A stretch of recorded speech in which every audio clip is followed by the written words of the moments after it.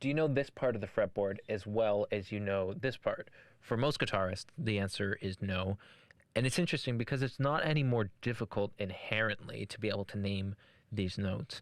It's just a little bit less obvious why you would need to learn that. For your open position notes, you learn them because you learn your chords down here, and this is the root of the C chord. So of course this is a C, right? You have those very obvious anchor points, and same with the E and A string.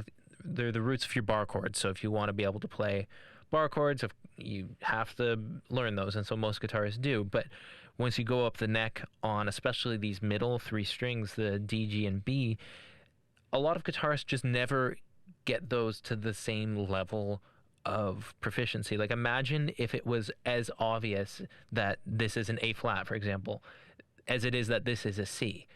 For me, it is at that point because I just put in a little bit of time every day to drill certain sections of the fretboard, and that's all it takes, really. You can memorize 3 notes a day. It's not hard to do. It's just that there are things most guitarists would rather practice than that. It's like, let's face it, it's not the funnest thing to practice, but if you think that progressing and getting better at your instrument is fun, or at least satisfying and rewarding, you can use that to motivate you rather than like to me it is fun to practice things that a lot of guitarists maybe wouldn't consider fun, because I know that it's making me better, and that's the thing that is kind of addictive in a way.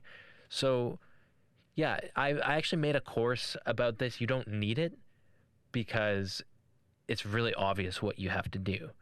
So you can check the link in my bio if you want a bit more structure and a bit more of a system that you can follow. If you think that'll be helpful, then check it out. But also, you can just memorize the fretboard. There's nothing in that course that is groundbreaking that you can't figure out on your own. But it's a resource there if you need it, and it's definitely worth doing with or without that course. If you want to play at a professional level, that's a hurdle that eventually you're going to have to cross, and the sooner you do it, the less painful it will be, because it makes everything else easier, I promise.